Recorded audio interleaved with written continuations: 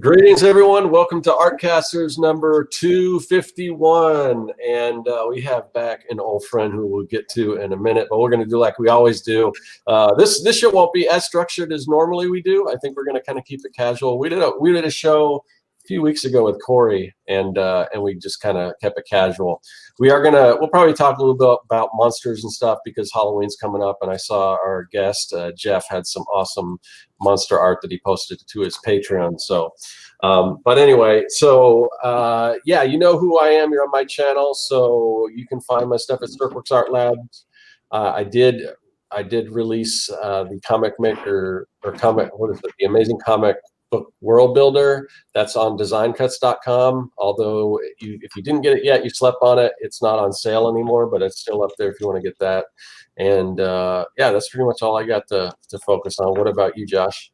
Nice. So you can kind of, like, I've been a little MIA because I'm working on some pages for a pitch, but that I can't share. But you can see a sneak preview of my comic about faith and mental illness that I handwrite, hand letter, hand ink, and will hand to you in print from Marcosia Press, Enterprises, I guess. But anyhow, like, yeah. So I saw the proofs for that graphic novel, and they're not physical proofs; it's just digital proofs, which is kind of how things are done nowadays. So I'm pretty stoked. Yeah, so if you want a sneak preview of that and like to kind of see like this book I've dedicated like 4 or 5 years to, that's going to be done. Check it out at quarterlystories.com. And that's pretty much it. Yeah. Cool. And our guest tonight is the guy responsible for this whole show, Jeff Lafferty. He's the guy that started the Artcasters. Yeah. So he returns every once in a while. We try to get him for the 250th episode, and he did say that he'd do it, but we had already booked another guest in the meantime. So he said he'd come on this week. So welcome back, Jeff. How's it been going? Pretty good, guys. How's it going with you guys? Everything's going great with me. That's awesome. Well, hanging in the new art studio, man. I saw like all those Instagram posts of you like building this thing from just nothing. And as like I'm kind of your typical kind of fragile like liberal who's like, I don't know how to build anything. So I'm amazed by it. It's like watching a magician. I mean, it's really cool what you built, man. I mean, that's like a little dream studio. That's very cool. I need to get on Instagram because I didn't see any of that. That was going to be some of my first questions was how the new studio is, because I know you recently moved and you were doing the 100 Days of Making Comics, and then I was watching that show, and then there was a time where you were concerned that you might not get the house, and then you got it, and then if anyone's ever bought a house or had to move in, you know that it's just like, I think they say the most stressful times in a person's life are like buying a house and the 5 years after it's assessed and your mortgage goes up a bunch. Like that for me was the second most stressful. Where I was like, oh, this is a bit more than I thought. Like, yeah. So I know you took a little break and you know just to do the move and everything, and apparently there's some awesome pictures of you building this new studio that you got. But so how are you liking the new studio and the new house and everything? Oh, I love it. I think that it's a great place. We moved from Boulder to a town called Loveland, which is just north of Boulder. Mm-hmm. And yeah, it's just a small house. It's actually just a 2-bedroom. And my wife was determined that my son move into his own room, which I don't, me too. So that left me no studio, of course. And they had like a really small dinky like dumpy shed here, and so I decided to kind of like on the sly rebuild that one into my because I had a nicer shed at my old place, but it was still just a shed. It was kind of like an outdoor shed, and so I took the little one down and moved it into the back, and then in the spot where the other one I built like a whole new one. But then of course once I started building it, I was kind of like, well, I got to make it cool because it's like you said, I mean, you never get to do this, you never get to like build your own studio. Yeah. And I just started really getting into it and just started just improved it. I like insulated the floor, insulated the walls and the ceiling, and carpeted it, painted it, you know, made it all super nice, right next to their house. So is it something you can use year round, or when it gets super cold, is it heated and everything, or?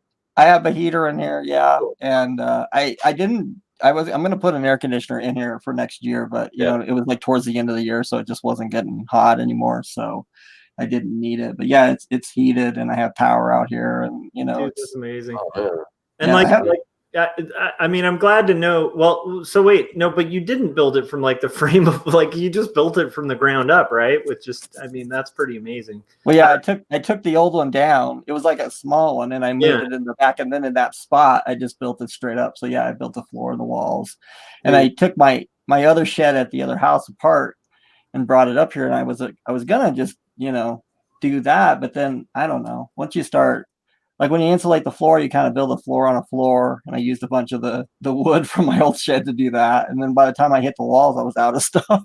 You know? So then I just had to start, you know, going to buy stuff and going. But yeah, it was an experience for sure. That's you know. Cool. Yeah, I think were I to do that same project just with my lack of knowledge about any of that kind of thing, it would just be this lopsided, weird, like, you know, nailed together. Because I remember even in art school, like we had like this access to like the wood shop there, and it would take me like 5 times as long to build frames for you know, like for like because you know, like when you're painting and you want to build a wood frame, to back your now I'm blanking out on for your art. Just the board, the MDF board. So like when you get a big board of MDF and then you want a frame to kind of back it so it looks, you know, kind of classy, like at a huge size. And it's like I had all these friends in grad school who like had wood shop experience, and they'd just be like easy peasy done. And I'd be like really close, and I'm like, I didn't measure right. Like, you know, there's like gaps, and it's like, and that's just to do like a frame around a board, which is pretty basic. So I just hats off to anyone who has that going. You know, I always envy that. I'm pretty handy, but I don't know if I could build like a whole like actual like structure like a small house or a shed, or maybe a shed. I mean, I built a tree like a playhouse for my kids and stuff. So I see some of the stuff you build. You get pretty intense. It pushed my limits of knowledge, though. You know, like I've been in construction for a long time, so that's kind of how I pulled it off. But I've been a house painter. I really haven't been anything, you know, I mean, a little bit of a handyman, but it's just, you know, there was definitely times where I was kind of like, I don't know if I know what the hell I'm doing here. And then I also noticed, like, you know, I was like super square and perfect. Everything's freaking level as hell. And it's just the further you go, then you just kind of get to a point where you're like, well, why is the roof like slightly crooked? You know? It's just as far, you know, the further you go, there's just like harder stuff to do, and I don't know. So that, you know, it's not. I mean, it's good enough. It's plenty good enough, but it's just there's parts of it that I'm kind of like, you know, I know if like my brother would come out, he'd like pick on me about certain things. You know? So very cool to be able to build your own studio and stuff. Yeah. Cool, man. Marshall's in the chat, and I know we talked about this, but he wants to know what you're working on, Jeff. So this is well, these 2 guys are doing like kind of like a comedy podcast, and I don't remember this guy's name, but this guy's name is Chris Yunes, and it's called People Honey, and they wanted kind of like a poster, like a movie poster kind of thing. Let me put it over here. Cool. That's what it's going to be. It's kind of like their movie poster for their podcast. It's just a commission piece. So what is the podcast about? Is it about honey? Or is that just no, it's weird. I mean, it was kind of funny when they contacted me, because it's like, you know, they just had nothing. You know what I mean? They were just like, here's the idea. And then I was like, well, what do you want on the poster? You know? And then they're like, well, we're going to do all this stuff. And I was like, okay, but like, what should I draw? You know what I mean? Yeah. So it's I don't know. I mean, the show, I'm not really sure, honestly, what it's about. It's comedy. Yeah. They're gonna do a lot of weird stuff, and for some reason they had this. They have like an animated intro, and so in the animated intro, these like bees come and like kidnap them, And so then I thought, well, okay, bees and the earth, and, you know, and that's how I came up with the idea. But yeah, I don't know. It's yet to be seen. I probably don't know as much as, you know. I can't explain it very well. So it's rad though. But yeah, I just spread the color on it, so now I gotta render the whole thing out and get it off. And yeah, I've just been really swamped with like all the commissions that I kind of skipped doing while I was building my shed and moving and stuff. So that's just been taking up my time lately. Yeah, it's really hard to catch up because that is an all-consuming thing to like kind of like switch gears from, man. Like it really is, yeah. Yeah. When I really thought, I mean, moving is tough anyway, because you know, but I hadn't moved for like, I don't know, man, like 16, 17 years. Like I'd moved, you know, a few times before that, but so you start to build up a lot of junk, you know. Oh yeah. I've been in my place for like 23 years. And, you know, I don't have any desire to move because, Frank, part of it because I've got all this stuff. I've seriously got stuff in my attic, and I've got like, because my mom, you know, my mom and dad, they would throw away a lot of our toys and stuff, and then like all my old Star Wars stuff. So I saved all my kids. I've got all my kids' toys in the attic, but the thing is, it's like they probably don't care. They're just not into toys like I was, you know. So, but I got all their, you know, their He-Man and their Rescue Heroes, and you never know, because like, okay, so this is weird, but I was obsessed with Darkwing Duck when I was a kid, right? Yeah. And then my son, because of Disney Plus, started watching Darkwing Duck and was like super into it, and I had like all the toys. I was like, oh. There's a bunch of Darkwing Duck toys in the garage, and he was like all into them. So you never know, man. That's perfect. Yeah. I figured that's kind of cool. Or so go ahead. Sorry, I was Scott. Say eventually maybe I'll have grandkids, and I've got all the old Fisher Price like Rescue Heroes, and I mean there's tons of stuff. Or you know, if my kids want it, or otherwise, you know, I'm sure maybe it's worth something when there's full sets and stuff. Probably flip it on eBay or something. But I'm just like I'm not like a hoarder because I don't like clutter, but I like to hold on stuff. That's the only like clean part of your house right there. You like pan to the left or right. It's just walls of stuff with books. Magazines all dated and stacked. Yeah, it's all like I said. It's all up in the attic, so it's not in sight, but it's there. You know, just like. But what were you gonna say, Jeff? Well, that all I was gonna say is it's neat that you know he's getting to watch Darkwing Duck on that streaming site because it's like the cartoons are like terrible. Yeah, there's like no cartoons for kids to watch. I noticed that with my son. You know. Yeah. They're all, like gone. You know. Yeah, they're not like quite as I don't know, and it's cool. It's cool to like have a lot of the classic like Mickey Mouse ones and stuff too that they used to rerun all the time. You know, it's like it's kind of neat to have access to those. So, although it is funny that all the like more questionable ones just aren't there. Oh, really? Yeah. They kind of edited out anything that would make Disney and that look like they aged well. They did that whole thing where you saw what they did with Splash, where the part where you could see your butt. They like Photoshop more hair, and it looks so cheesy and fake. Are you kidding? No, I'm not kidding. If you watch Splash on Disney Plus, they edited that part. It's kind of I don't know. It's like, but I'm looking forward to Mandalorian coming out pretty soon. So nice. But so I did see, Jeff, on your Patreon, you had there was a Hammer Horror Dracula that you did. Is that a new piece, or is that something that you had before that you just released as a print? I did it a couple of years ago as a commission for a guy, and I've been trying to just upload my prints and kind of make them part of my business because I slacked on that and let it go. And so like that was one I never even made as a print, and I put it up. And they've been selling well. I've been trying to sell on eBay, Etsy, and also I've been trying out the Facebook Marketplace, which is like been surprisingly good. I just thought, well, that'll never, you know. But it's funny. I've sold, For prints, like art prints on. Yeah.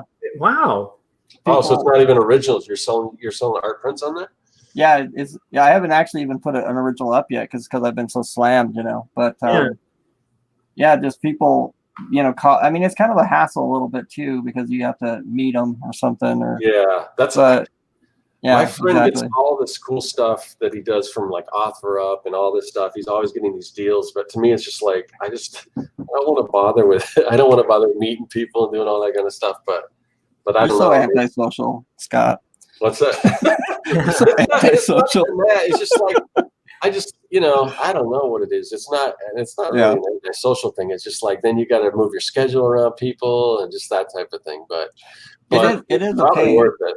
Yeah, for me, I'm cheap as hell, so I'm like, I needed to get like a bass guitar, and and it took me like 2 or 3 months to just buy a bass guitar because it's like I was just looking, and I was looking at like OfferUp and stuff. What I noticed about a lot of those like deal sites is like it's like a great price if you know nothing about guitars. Oh yeah, and so it's kind of like almost like buying a car where it's like, you know, like if you know how to work on a car, like maybe it's a good deal, but if you don't know a ton about cars, like that's a rip, you know, like it's so it was a lot of that, but I am the person like even now, like if I have to get something that's like over $100, I'm going to be like looking on every site to try to get some kind of deal. Yeah. And by the time I'm done with it, I've probably like lost more money by the time I've invested. But I mean, I definitely do the Craigslist thing. Yeah. For, I don't know, stuff like dryers and stuff like that. You know what I mean? Yeah. But yeah, I never thought about art, and like Facebook Marketplaces, it reminds me a lot of Craigslist. But you know, I don't know. It's funny, like people they'll you know message you, and it's almost like selling a toaster. I'm just like, hey, you want to meet at the Walmart parking lot? Yeah, I'll go over there. And the only thing is, it's kind of funny because I was like, you know, this is great. You know, it's like I could sell these things and it won't cost me anything to ship. But almost every fucking person wants to haggle.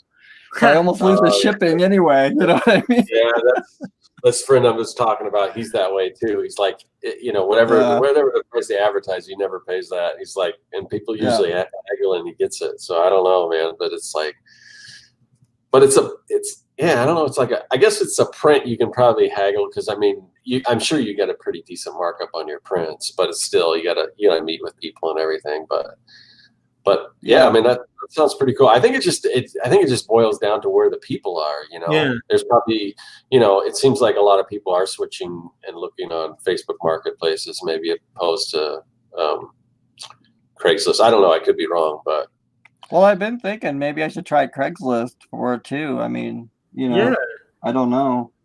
Why not? Does it cost to run a Craigslist ad though, doesn't it? Isn't Facebook free or not? Or I think Craigslist is Facebook is free for sure. And I found another thing interesting about Facebook, but I think Craigslist is free too. I should say that before I get off on another topic. But I noticed another guy. I saw another guy selling prints. That's where I got this idea, and I was like, geez, this guy's selling 10-year-old art. It's like I should get back on the print thing. Yeah. And especially now that it's Halloween and I have a lot of, that's what I'm going to ask. Yeah. Exactly. And so, what was I? Anyway, I noticed he was selling it and then he just had like a PayPal link to click. And I went over to PayPal and so PayPal's got all this new stuff, like where you can put links on your site. You can do all these different kinds of things in there. And they have one where you can it's almost like a listing. It's like an eBay listing, but it's just on PayPal. So you just put it on there. There's prices right there, and they can just click that and then pay. And so, when I first started doing it before, I put it on Marketplace also because that's separate. But I also just stick it on Facebook with this PayPal link. And then it's kind of nice because then when they go buy it, it's you don't even lose any eBay fees or anything, which is kind of cool. So you said, is Facebook is it have to be where they come pick it up, or can they opt for you to ship it to them if they want to pay the shipping and stuff? I have it. I don't quite understand. Like right now they're saying like I can't ship, but then I just make the marketplace ad. I go like, well, if you want to ship, click the link, and and I also am doing free shipping in the US, so it's kind of like, there's not a lot of confusion or whatever. It's just like pay one price and then there you go. Nice. But yeah, you can do it that way, but I haven't had anybody hit the marketplace ones that want to ship. It seems like they're all local. Yeah, I would think that's where people are looking locally for stuff like that. And then when you set up the ad too, it has like 40 miles around like Loveland. I live in Loveland now, so I think it's kind of focused on that, But I mean, I still I still prefer honestly to ship and just sell to everybody, and I love shipping stuff. So I think that's awesome too, because it's like it kind of impresses me. Like when I hear something like that, it's like on one hand, it's like, oh wow, they sell prints, and then it's like kind of like, why didn't I think of that? Like that's pretty smart, because it's a marketplace. What we sell is marketable. Like why not? Right. It's really that's actually pretty smart, because sometimes people really limit themselves by being like, I just need to be on this one thing. Yeah. And like that can cost you sales, being like, no, I'm only going to sell through whatever, So I think that's really cool that, I don't know. I just think that's rad that actually works. But then thinking about it, it's like, yeah, that kind of, I guess that makes sense that actually works, like, why wouldn't it, Yeah. When you think about it, you go to Home Depot and they got tons of Halloween decorations like all over the place, and you're there to buy a circular saw. You know what I mean? Yeah. So it's kind of the same thing. If you're on Craigslist looking for whatever. Yeah. And I mean, it's like Halloween decorations. It's art. So why not, Yeah. And I mean, they're really good art. So it's like, in theory, like as long as it has like a visual element allowed, why not try to sell it? Because it's like, I'd imagine if I'm like trying to escape, like, because everybody on Facebook like secretly hates it, right? Right. Absolutely. Because it's like, so it's like you're avoiding or participating in some like heated, terrible political debate, right? Or just trying to avoid it altogether. And then you see this nice ad for like some beautiful art, because a lot of the marketplace will just run up without you having to pay cost for ads. So it's like that would be really tempting to be like, you know what I'll do instead of like debating with people and getting really mad. I'm gonna buy a cool for monster print and think about Halloween. So I actually think that's rad. That's cool. Yeah, I'm trying to like be more open to that kind of stuff, like you said. Where because I do fall into that same thing where you're like, okay, no, I can't sell here, I can't sell there. It's got to be this way, and this is the only path to success. You know what I mean? And it's just not working if I'm stuck here. Yeah. I'm trying to be more open to be like, okay, like there's a lot of different, because I mean, I don't know, just there's so many different, things that I find. Even like with Scott, I know you're into like the Amazon thing a lot, and like the sketchbooks and blank books and stuff like that. And it's like that's like a whole thing, you know what I mean, that you can do, like an artist can do, and sort of like make their niche. And then there's also like, I mean, I don't know, like I was thinking, I met this one dude and he's selling concrete statues for your garden. You know what I mean? Yeah. And I was just like, man, that's almost like selling prints. He's like telling me how much it costs for him to make these concrete statues. And I mean, it was like $1 a statue, not even that, because it's just concrete. You know what I mean? How much does a bag of concrete cost? Like $3. It probably actually is way less than $1, And I was just like amazed. I mean, just kind of, it just hit me like, whoa, that's so out there. But then like, why not? I mean, especially if you can make that work, that's incredible. Yeah, shipping on it, I wouldn't envy, but oh well, yeah, he was a total local guy. He was just some guy I was talking to. Nice. Actually at Home Depot. So. That's so rad. Yeah, I think it's definitely wise to have your stuff out on all these different marketplaces. I mean, when I do with the digital stuff, I mean, the same thing. Like, because I've got this one marketplace. I didn't even. I figured I'll just upload my stuff, and so I got like a $50 check today, and then I get 100 from some other one, and then some. I mean, but it's like it's money. all these different, but it adds up, all these Yeah. little ones add up, and then I've got some that bring in a decent amount, but the problem is setting it up on all these things, because you got to upload products, and it's just like when you got to create a listing if you're doing physical stuff on each one of these things. But there's different, the customer base that's on Amazon, or I mean that's on Facebook, might not be on Etsy, or might not be on eBay or whatever. So I mean, if you can take the time, if you can figure out a way, and I don't know, Jeff, I know with what I do with the print on demand stuff, there's like automated software where I can, theoretically you can upload to Redbubble, TeePublic, Merch by Amazon, all these different places at once. So I don't know. I'm curious if there would be anything like that for like physical, like running ads or on physical products or anything like that. I don't know. I haven't researched that, but I mean, could be. Yeah.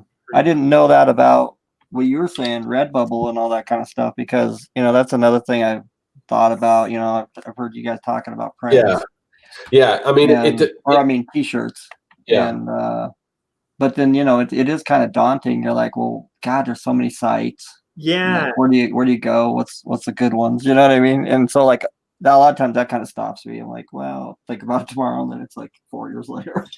Oh yeah, for sure. I mean, like a perfect case in point, like we were talking about this like 2 or 3 years ago, where I was like, I should really do a Patreon. And it's like I still haven't touched it, and it's not that I don't want to do it. It's just like literally like so it's like while I do applaud people for like trying different avenues, because it's good and why not, but like there's also the limitation of like you have a finite amount of time, and then like that becomes the big battle, I think, especially where we're all at. I think in our careers, it's like you just don't, like, finding time is a real battle.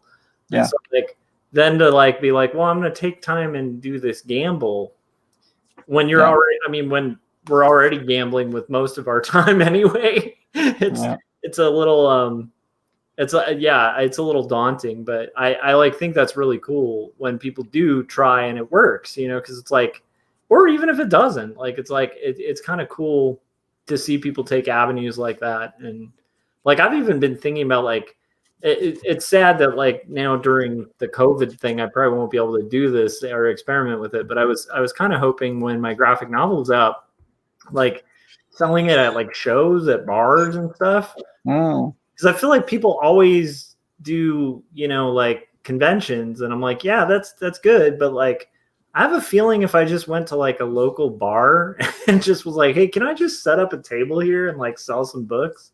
Yeah. Like I have a weird feeling I might make better numbers than at a lot of conventions. Yeah. I don't know. Are you talking about just going to a bar and just selling it, or are you talking about a bar you're performing at, like your band or something? Well, like, so crossing it over with other events, or just like trying to get in on local events and like non-local events, but just trying to kind of think outside of just the box of like, this is where you sell comic books. You know what I mean? Like, but especially if your comic has something to do with, like, if you're doing a comic book about, I don't know, pugs or something. Or no. But I mean, if you're doing something about like pugs, and then and if there's, can I get I don't know, maybe a pet store set up, but whatever, that might not work. But something that has that's got that. Woodward Dog Show, like though, I think I used to actually hate those kinds of ideas because, like, I don't know, they always seem so crazy to me. Like, I was like, what, you're gonna stand outside a wrestling match and sell your wrestling comic? But I tell you the truth, though, like, over time, I kind of think that that's actually a good idea because, especially when you have a comic that like is outside the comic realm, because like we're all doing comics, and I think that there's so many of us that are, like, I'm a fan of your work, you're a fan of my work. We're all comic artists. You know what I mean? It's like we're all comic artists, but none of us like care about like what we're writing about. I mean, we care, but then like you don't care so much about what I'm writing about. I don't care so much about what you're writing about. But then if you get out to where people do care about pugs or whatever you're saying, you know what I mean? that might actually really work. And I got one more thing. I got to throw this in because it's so funny that you mentioned this. But my friend Mike Fleming, the sculptor that me and Scott know, maybe you know him too, Josh. I'm not sure. Sure.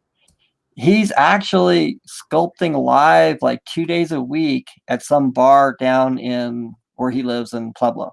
Oh, wow. And when he told me that, I was like, what? And I haven't got to really like get the info on it. I don't know if it's working or whatever. All I know is like he's told me a couple times, and it's like I haven't, talked to him for a bit. So I'm really interested to like see how this is like working, but there must be something there because he doesn't hang around when there's no money given. You know what I mean?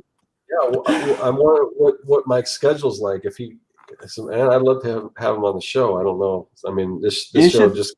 You should reach out because he probably would come on to talk about it. I'd really love to hear him talk about it too. Yeah, that's all super interesting. It just seemed so weird to me.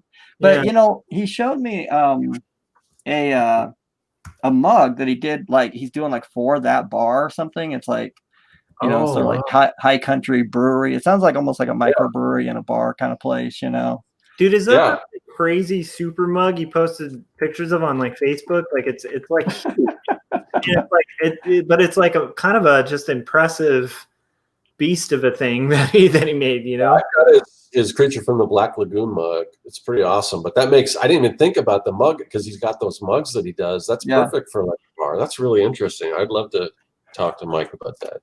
Yeah, that'd be cool to find out. I don't even know if I'd necessarily do bars, but it's just like, I do remember from doing conventions, like the convention I did the best at of anything was like went to on a whim because a friend of mine was doing Wordstock. This is like back when I lived in Portland, and it's like it was a book convention, not a comic convention, and they were just like, hey, like somebody gave me a table, so you want to sit at it.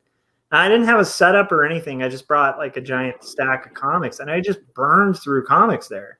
Wow. That was like weird because it's like at comic conventions, I'd usually have like people pick it up and be like, yeah, I like superhero stories, and that's it.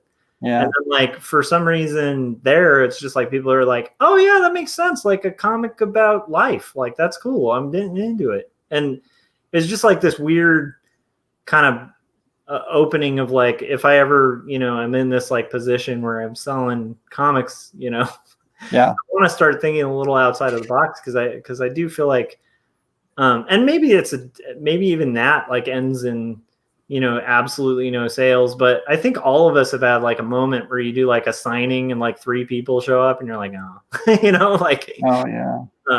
I remember at least my first signing being like a little bummed because I had this idea like the comic shop was going to push it and promote it and stuff like that. And then I showed up and like, there were like 2 people, Yeah.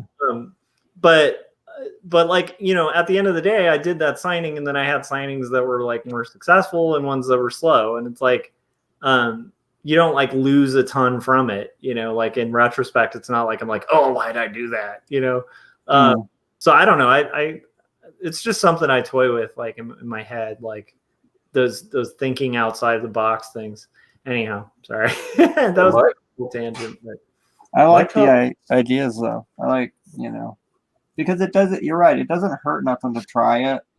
And then if it totally sucks and doesn't work, you just never do it again. It doesn't hurt to try. And I don't know, like with my comic, I really, nothing went the way I thought it was going to after I published. I thought, okay, because I totally, I'm going to the comic shops, I'm going through Diamond, what I mean, and all that stuff. And I couldn't get through Diamond. And then, I didn't really push it to a ton of shops, but I got it into some shops locally. And, it didn't really sell much, I mean, they sold a few here and there, but it wasn't like, flying off the shelves like I kind of thought it would. And it just makes you think and like kind of reassess and think of like, well, where do people buy comics? Where do people want to buy like a comic like this? Yeah. You know what I mean? Because it's like maybe like this like plan that you made up with sort of like no, like supporting evidence didn't work because there was nothing, what I mean, to like base it on or something. Yeah. And so once you start to learn, then maybe come up with a better idea, I guess, Yeah, that's the thought on it. Like the other thing like for me, the other thing that makes me think outside the box on it is like, when I lived in Oregon, like I met a bunch of people who like, I just had assumed were like super successful in comics, you know? Yeah. And they were like by indie comic standards. But what I didn't realize is like indie comic standards success is like, it's really like, not like when I talked to a couple of the like bigger indie publishers that I just assumed were doing great, like they talked about sales numbers and I was like, holy crap, like that's really low. Like it's not like a normal, like, you know, if you took like the best selling comics and put them in like compared them to like the best selling books, like the sales numbers are just like ridiculous, like ridiculously low, and have always been, even when they were at like their peak. And so like, to me, that makes me want to think of other strategies too, because I love comics. I love making comics. It's just like, I think, I don't know, there's got to be, I feel like the guy who's like, you know, looking at the ground and not really seeing gold. And then I'm talking to other miners and I think they have gold. And then it's like, you get closer and you're like, it's just like pyrite. So there's got to be gold somewhere though. Like I've read stories about this gold, you know, like, and I feel like, I don't know. I don't know, but that's all speculative, man. I don't know where I'd go with that, but it's just, I do think like it is a good idea for all of us to like look outside. You know, I still think like Scott's got to go to some more like, especially like horror conventions. Like I know like Scott, it's not like Young and the Dead is like super gory, but if you think about it, like people who are fans of like 80s, like '80s sci-fi and 80s horror, like even Goonies go to horror conventions.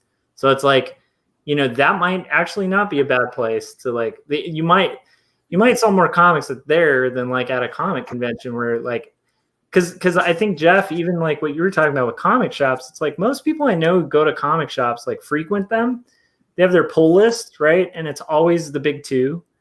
And, you know, then maybe they'll like diverge if there's like an indie comic that is being written about by like Newsarama or whatever the sites are now, comic book resources or whatever, like a bunch. And then maybe they'll take a chance on it. But it's like, I don't see it, maybe Image, right?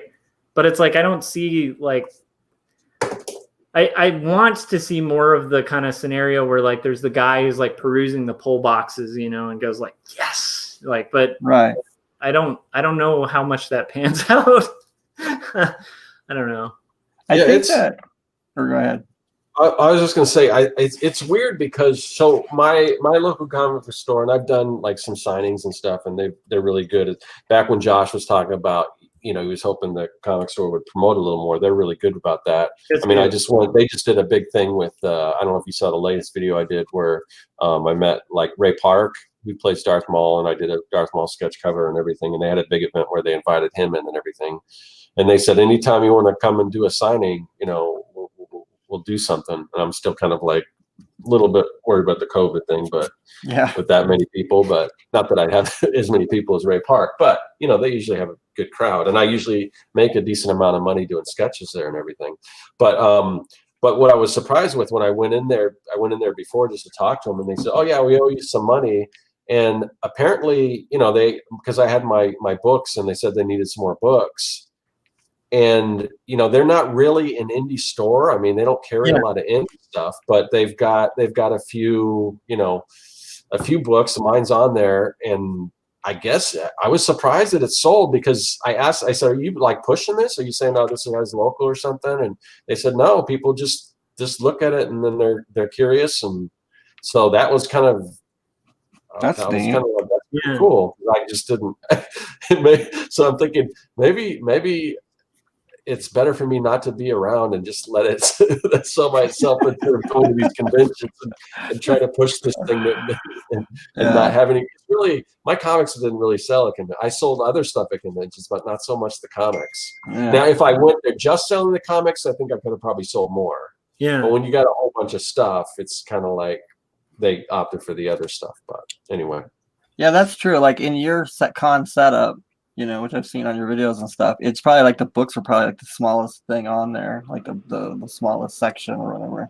Yeah. So there's like a lot to look at before they ever look down and see a book or something. So. Yeah, and I've always been like trying to push everybody to do the experiment, which I'm going to try to do, and I'm probably going to lose my shirt doing it. but whenever things reopen, like I'm going to booth and just have comics, and then maybe only prints directly related to the comic. And I know like that's a big risk because like prints, like from almost everyone I know who booths, like that's your making table. You know, because it's like $1 expense or something, and you're making, you know, a decent chunk. So just to go in there, like I wouldn't do this with a floppy. But I've always thought like if I had a book that like where the percentage is a little higher, because like on a floppy you're almost at a loss. Especially through Diamond. Like when I did Numb, it's like I think I made like a penny. Lord, yeah. It's like they take like half. And then there's all these hidden costs too, like they don't cover shipping. So then you're shipping these giant boxes, and then they don't have a central location. They're scattered all throughout. So like suddenly you're, you know, eating a big shipping fee to like ship like 5 books to like Wyoming. And then, oh God. So it's like, you know, it seems like an impressive number, but it's only like 4 stores in this area did this, and like anyhow, but like through that, just I don't know. I want to take the risk and just do like centrally only books, because I always thought that would be cool to just check it out and see how that goes. If that I think it'd be neat. I mean, I did that, you know, specifically with that con I went to where Scott was at. I went to that con, no prints, me and Mike. And you know, I made like $80 like the whole weekend, and I that was a hard fucking $80, and I think, you know, 50 of it was just like sketches I sold to somebody. You know, I mean, it was brutal. Yeah, nobody wanted the comic, nobody looked at it, you know. And but you know, while I was there, I walked around, and you know, your comic is different than mine, and there was some indie guys there. You know, and I'm into indie comics. I think that's like the thing. Like when you were talking about, you know, people that go to the comic shop, that's something I think I've kind of figured out is like not everybody has my taste, because I gravitate towards the indie books. I gravitate towards black and white comics and stuff like that. That's what I want to see. And I really don't care about like Spider-Man or the new Batman book or whatever most of the time, unless it has like a cool artist that I like on it. And, anyway, when I was at the con, I walked around, and there was like some indie people with their little, you know, stapled together stuff that, you know, I mean, I don't know, maybe they're just printing it themselves, but I was going to say like printed at Kinko's or something. Yeah. And I bought like stuff off of those guys, you know, just because it was like interesting and weird. And that's just the kind of stuff I like. But, you know, I didn't look like they were getting much action either, but I don't know. It might be fun. Yeah, it's a hard one, man. You know, I just like, I'm equally in the same boat. And then like the other thing that's weird is like Marcosia is not like a big publisher. So I'm like, I don't know if they have a booth. If they do, I want to take full advantage of that because that would be cool. Yeah. And I don't know if they do, you know, US stuff because they're British. So there's all sorts of like weird unknowns. But I will say like the thing that's fun about the whole thing, even what you just described, like that convention where it's like, yeah, you know, maybe it's a rough convention. And I've definitely had those, man. Like, and it was like night and day from ones that were successful. And I remember even when we had more successful conventions, it's like back when Kevin and I were doing BIPT, a lot of it was just from the podcast and not from like anything. So it's like we get a bit of a line, but it was just people who listened to our show. It wasn't necessarily like people who are like, ooh, I want to check out this book. So, but it's like, I definitely, I still think it's an adventure. And, you know, weirdly enough, it's like, you know, like Jeff, you got your hustle, like you're doing commissions and painting sales and stuff like that. So it's like, I think maybe that's like, I don't know, like it'd be cool if the convention became the main hustle or the book. But at the same time, it's like, I always try to approach it from that perspective where it's like, hey, I'm not going here to like make my, you know, year, you know, like I'm going here to like experiment and have fun and try to push some books. And like, I think when I go in with that mindset, like, even if I have a bad one, it feels a lot more better. But it depends on like what the fee is to be right. there. Yeah. I definitely don't think, unless like there's some friend or publisher who's offering space, I'm not going to do Comic-Con. Like I just wouldn't pay like that amount. You know, maybe an artist aisle seat or something, like if I could get in, but it's like, I don't think I'd even bother. Like, even if I could get one, I just don't know if I would, because just that's such a risk, you know, like that's a huge absorbed cost.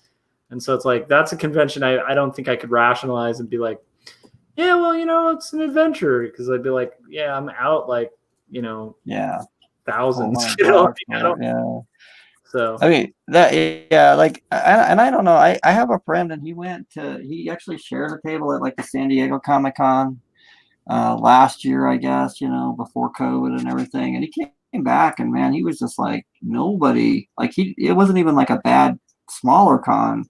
And he does the Denver Con like every year, and you know, and does pretty decent. But he just was like, man, there's like so much going on, and you're like a speck, you know, in that ocean of stuff. And he was just like, I'm never going back. So I don't know, but I don't want to be down on it. I almost feel like, you know, if somebody wants to try it. And also the other thing is like, you know, I mean, I personally don't like going to cons anymore, because you know, you're sitting around there for 3 days and all that. But back when I was younger, I loved going to cons, you know, because it was like, you know, the social time, you know. So I don't think anybody should be down on it.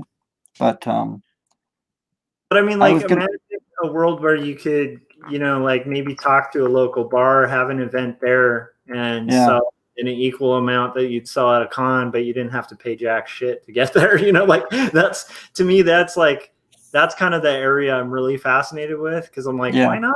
Like, or, you know, even going back to like, you know, what people do when they self-publish like a book, like, you know, it's like do a reading, like do local stuff at like a bookstore, you know.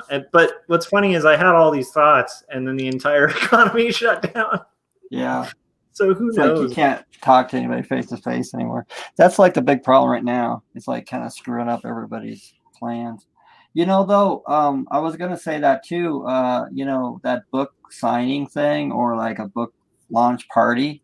A friend of my wife's, you know, wrote her like self-published, like I don't know what you'd call it. So like what do you call those young adult teen kind of books where it's like the young, I don't know what it's called. Young adult. I guess it is young adult, but it's almost like a Nancy Drew mystery, but a little bit older, and it has like vampires and stuff in it, like those kinds of books. You know what I mean? That seem to be real prevalent, being self-published and everything. Anyway, she did one of those, you know, self-published through like Amazon or something. Did a book party, which invited us and a whole bunch of other, like, you know, because it's like a friend of, you know, like all the kids have grown up in the area. So like all the kids, you know, go to school together. So the moms kind of know each other. We went to the book party. I couldn't believe the book she was selling. And these things were $35 for like a paperback black and white book. And Tanya bought 2 of them. I was like, oh my God, she's like, you know, she probably had like a $2,000 night right there. You know, I was blown away. What kind of following or whatever did she have before that? Or how did she had no following, dude? It was just us. It was like friends of the kids and kids that go to school, stuff like that. It wasn't like fans showing up, and she doesn't have any like online presence at all, you know. So that right there that you said might be a good idea. Dude, the other thing is like just that kind of reminded me of something, because it's like when my wife first like her first kids book, we did this school event thing, and it's like a book fair at a school. Oh yeah. If you're in kids books, like screw the direct market, like do events at schools, do a reading during like, you know, cafeteria or whatever, like everybody goes there for like something, and you read from your book and talk about art and drawing, and you will clean up on books, man. And you're also getting direct to your audience, and it's like kids. The coolest thing about that was like no kid on earth was like, well, this isn't published by Scholastic, you know, like they didn't care. They just care that it looks cool. And so if you're doing like YA stuff, like just go to the kids, like go directly to the kids and like do events at schools. And also you're doing the teachers a favor, right? Because it's like one day they don't have to teach. Right. It's like an event and they're still learning something and like it inspires them to do art. I remember it was cool when we were there. She's like in front of this whole like high school, or not high school, but it's like a high school style auditorium for an elementary school. A cafeteria gym kind of thing. Yeah. But anyways, there's all these kids sitting down listening to her talk about like art, and they're asking her questions and stuff. And at one point she just goes, "How many of you are artists?" And 90% of the kids raise their hands. Yeah.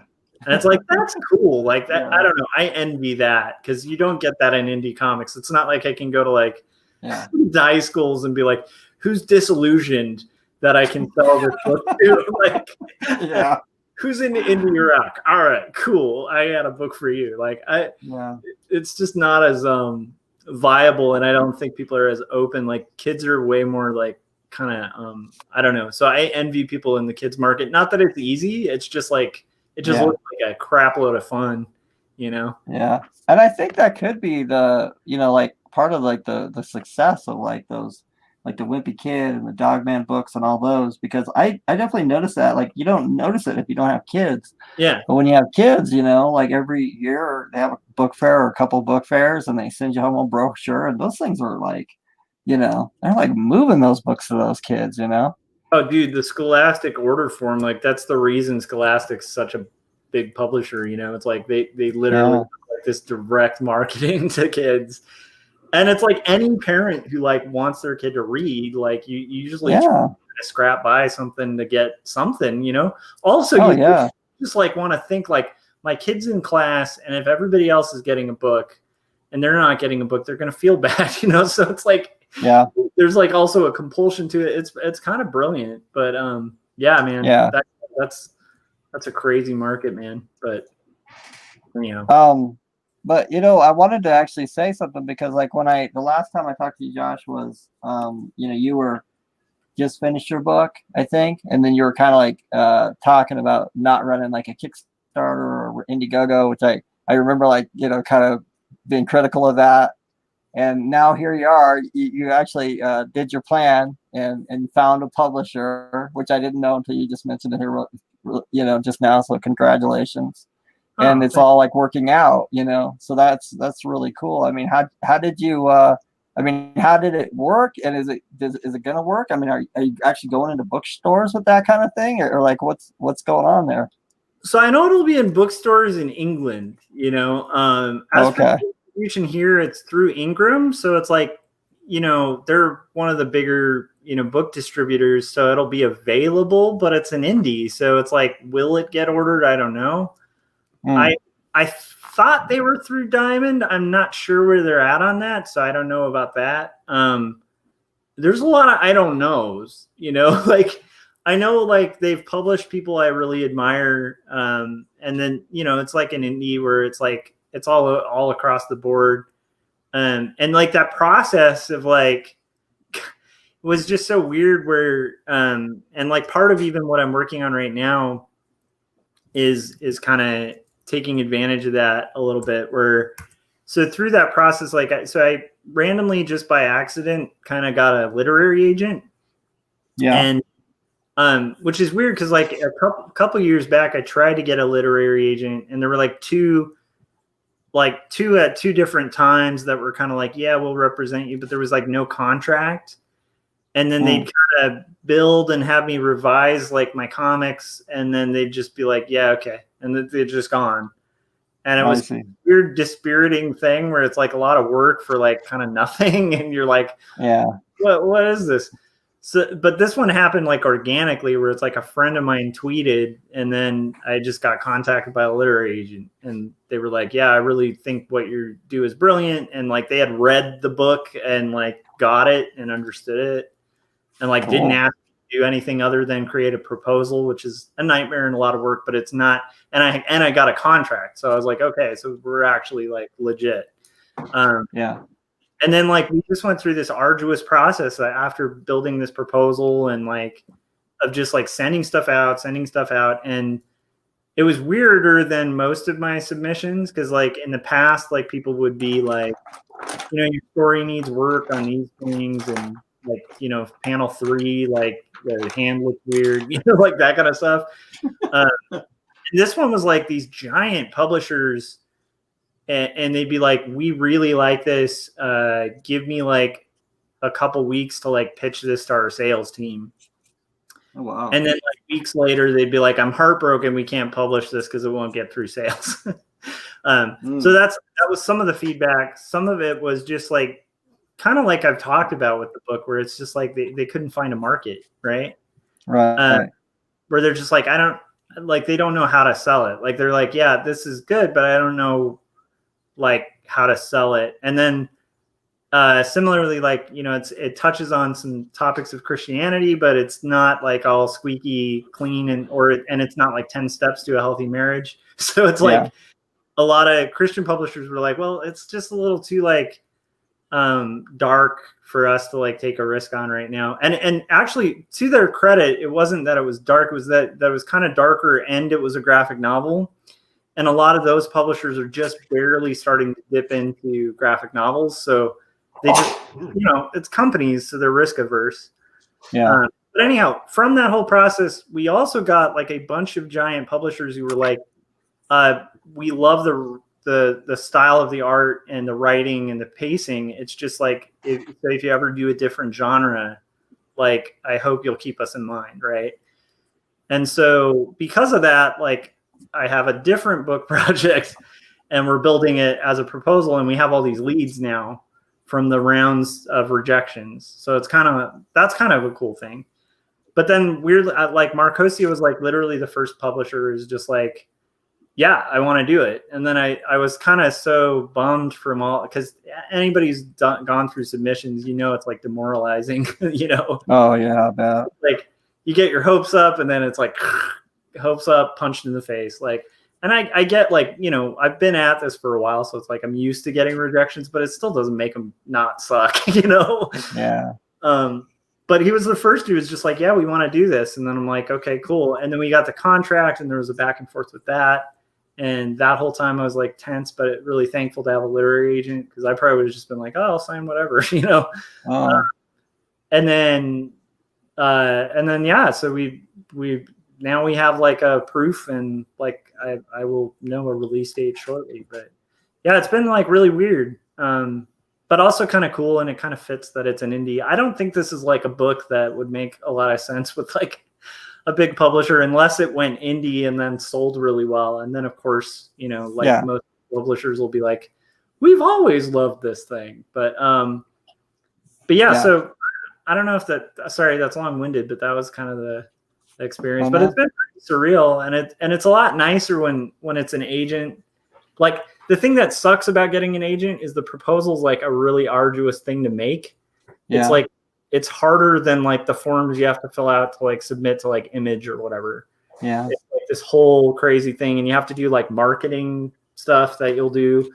But compared to like having to manually fill those things out yourself and then send them out and then wait, it is nice to like, once your proposal's done and in shape, it's kind of like off to the races, and you don't really have a ton of work. You just kind of sit there, and then you get responses from your agent, like forwarding, this editor said this, like, so it's kind of a nicer, at least for me, it was an easier process than like previous submission processes. Cause once the proposal's done, it's kind of out of my hands, and then it's like, okay, well, fingers crossed, like, yeah. Well, I'm sure too, bringing something to somebody has more kind of legitimacy, you know what I mean, on the surface anyway, than just like a package showing up randomly. I'm sure they like, pay a little bit more attention to it. So that probably that if I shot an email to, like, because it's big publishers, like novel publishers, right? Yeah. It's like editors that if I were to shoot a personal email to, they wouldn't even look at it, Yeah. It'd just go to their junk mail. So that was cool. That was also cool. But a lot of it's just dumb luck and just being stubborn and sticking with it, yeah.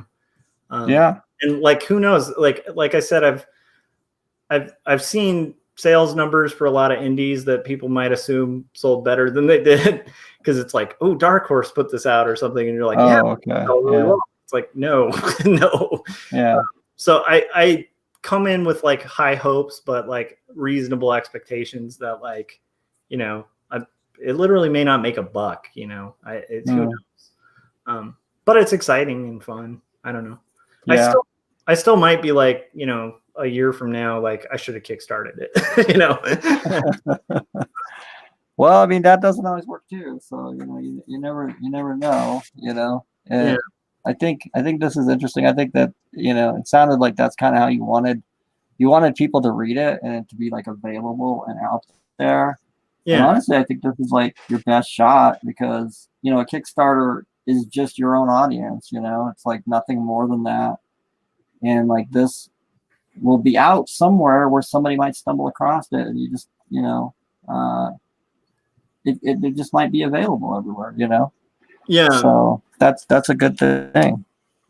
Yeah. And I think like it's weird because it's like Numb, like that the comic I kind of had out before that had some like distribution. Yeah. One of the main reasons that sold was because alternative comics, like at the time, was around. Yeah. I think they're around now, but they're like a totally different company. But they listed me under their banner in the catalogs, and so had I just listed it under my own publication thing, people probably would have been like, whatever. But because it was like, just for some reason, people felt like, well, I like what this company does. This is somehow associated, even though at the time, like they didn't print it, they didn't publish it, you know, it's just like Jeff just did this deal, you know, with people. So it's like that helped a lot. And so I do think there's a potential of that. Like, I'm not sure how many like Marcosia fans are out there, but it's like, if there's people who are like loyal to that company, then that's good. Cause that at least gives me that extra leg up of like work other people did that I didn't, you know, like it's, and then the only thing that's kind of like I don't see. I do like the fact that they have like a really broad amount of like books and offer a bunch of different titles, but so, and I don't know how many in that genre that I'm doing they have, so that could be a benefit or a negative. Who knows, man? I don't know. Right? Yeah, you don't know, but I mean, I think all those things are a possibility. You know, it's like. If the you know there's a bookshop somewhere that's because you know bookshops have their kind of favorites, and then you know if they like stuff they put out and kind of keep their eye open for what they put out, you know what I mean? Yeah. Then it might, you know, that'll get it in a bookshop somewhere and then that'll be available. And you know I think it's, you know, it's worth it, man. It's definitely worth it to go this way, and you put a lot of work into it. So, you know, I get where you're coming from, man. You want it out there so people can read it. It sucks to have it hidden away online, you know. So yeah, it's tough, man. And it's funny because it's like I think that's half the hurdle. But the funny thing is I'm still gonna have to do probably the same that like somebody would doing a Kickstarter with like promotions and stuff, because at the end of the day, like a publisher is not gonna, like, they might help, but they're generally not going to do all the promotion for you, you know. And even if they do, you still have to like follow up and like, you know, like be kind of a pain in everybody's ass like for a little bit, you know. But yeah, I don't know, man. It's exciting. I got inspired by like you and Scott and like people who are putting out their books. It's just like that's the key, is like I don't really care how it gets out there.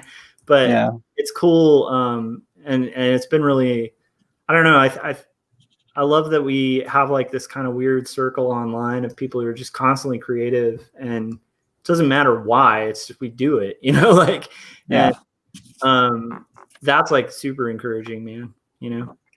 Because like, you know, well, you know how it is. It's like you're like 10 pages into Berserk or not, and you're like, do I really want to finish this? You know, like, and then if you see like a buddy like put something out, it's like, oh yeah, I want to finish this. Like, I need a book too. Like, So I don't know, man. You know, it does.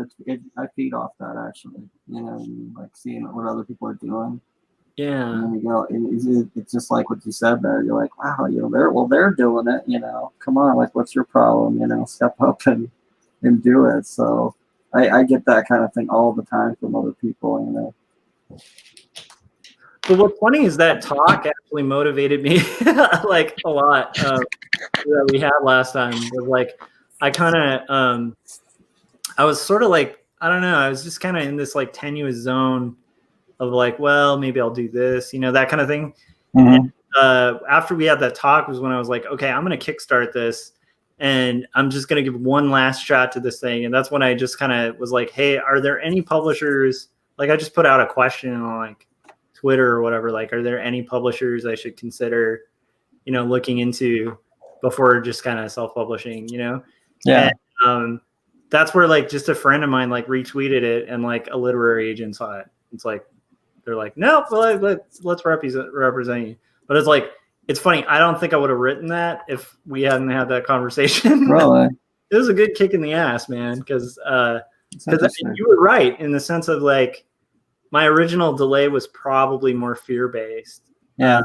And it's so funny how even through the submission process, it's like that fear is just totally exposed, man, where you're just like, oh yeah, oh, wow, I actually don't want this to fail. You know, like, yeah.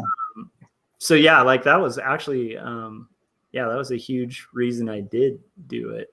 So thank you. Well, that's cool. You're good at like kind of calling people on their bullshit. It's honestly just because I've been there. You know, Yeah. like that. That's why I had the feeling, because it's so freaking hard. Yeah. You put so much time and work and effort to be like, okay, here it is. You know what I mean? And then it's like, because you're just completely exposed. You can't fix it at that point. It's just out there. Yeah. I always feel that especially when it comes to print. For some reason, I can put stuff online all the time, but when it's time to print, you're like, oh my god, it's just so hard. You know, so stressful. Yeah, like I had this. Anyhow, I don't want to get too off topic, man. We got to talk about your work. But what? I didn't know we had a topic, but okay. Well, you know, I was just thinking. I put monsters. We haven't talked about it, so I think I'm just going to change the thumbnail. So if anyone did tune in for monsters, maybe we'll talk about monsters next week because it'll be closer to Halloween. But no, because I mean, I think this is a great show. I mean, we talked about a lot of just alternative marketing methods and things like that. So it seems like there is sort of a topic, even though we didn't come into it with a topic in mind. So well, I'm digging it. I just like it's funny because I think like there's this thing that happened when I was looking at the proof, and this is a lesson I learned a long time ago, and I think we all probably have. But it's like I actually learned it from my wife because she got so screwed by a graphic designer. It was like early on, like I think of like her second kid's book. She just devoted all this time, made all these beautiful illustrations, and just sent it to the publisher. And at that time, just had faith that like the graphic designer designing the book is just going to be faithful and like see her space that she left for type, and like they picked like a font that was like similar to Curls, and it was just like hideous. It was terrible, and she was stuck with this book she wasn't proud of. And the illustrations are beautiful, but the designer didn't see her vision for it. And ever since then, I think both my wife and I have been like, if we ever have the opportunity to do a book, you want to do as much of the design as you can. Like, unless you're working with like Chip Kidd, like do as much of the like, and what's weird is publishers usually don't tell you that. So like, because they want to offer options, but a lot of the time, if you tell a publisher, like, I really have a vision for how the type's going to look, stuff like that. Like I said, like publishers, businesses, they're risk averse and also they're cost averse. So that saves them money, man. Like, you know, they don't have to have their in-house person spend time doing all that design. That's awesome. So in this case, like I did all the type and everything. And then like literally like the layout that came back to me, I was so worried they'd like kind of take it and like change the visual vibe of it. Yeah. And it's like, no, it's just like a title page. That's my title page. And then they found a font that really gels with it. And so it's weird because I was filled with excitement and then complete dread from that. Yeah. because it's literally my vision. So the scary thing is if it fails, like that is 100% on me. Like if the design sucks, that's 100% on me. Like, yeah. And so that's thrilling. And like you were describing, like when you were describing kind of the kind of tenseness, it's thrilling and terrifying. Yeah. Yeah. I don't know. I mean, I'm wondering, like with Berserk or not, like when you finally got to the point of just like, okay, I got it, like this is going to print, right? Like, did you kind of have that run through? Because it's like it's not like you could go, oh, like that director that was having me do this just wasn't that good, and like they made me make this bad choice or something. It's like you're like, that's your baby and it's cool, but it's also frightening as hell. Yeah. I don't know. No, I really did. And then also like with me, it was more the printing. The printing was like so tough because I was like, with my art book I did before, I didn't get the printing right the first time around. And so I was really leery of that happening again. And so then, I don't know. It's like once you print, and especially with these big giant print runs, you're like, well, that's how the book looks. You can't change it or tweak it and all that kind of stuff. And that was scary for sure. I don't know. With the first one, the Berserker Night, I was just kind of, it was all happening, and you do the Indiegogo. It's like, you just gotta keep rolling. Yeah. So I couldn't like stop to think. It's almost like I think I've thought too much after the fact. You know what I mean? I've thought way too much about the second one and how I'm going to do it different. And so like I think I've gotten myself like worked into a knot over the damn thing, and how to do it right this time and stuff. But it's all kind of the same thing, I think, Yeah, it is so weird. Like for me, I have the same thing where it's like I've done this before, but it's like every time you do it, it's like you feel a little more confident, but it's really easy to like just be like get psyched out and then have to remind yourself like, well, I made one before, like this isn't a big deal, but it's like I agree. Like I was kind of worried about that too. So like the whole time that was going out, even though my temptation with my personality was just to focus on like paid work and just let that ride. Yeah. I like intentionally worked on the next one. And then like, even during the whole publishing process, I'm like, okay, like, cause my sister has a script and we're doing a little pitch that's going to take advantage of, like I said, those big publishers who were interested in my work. Like, it's cool that my sister happened to have like this really brilliant script that's like totally different direction. Yeah. So, like we're going to pitch.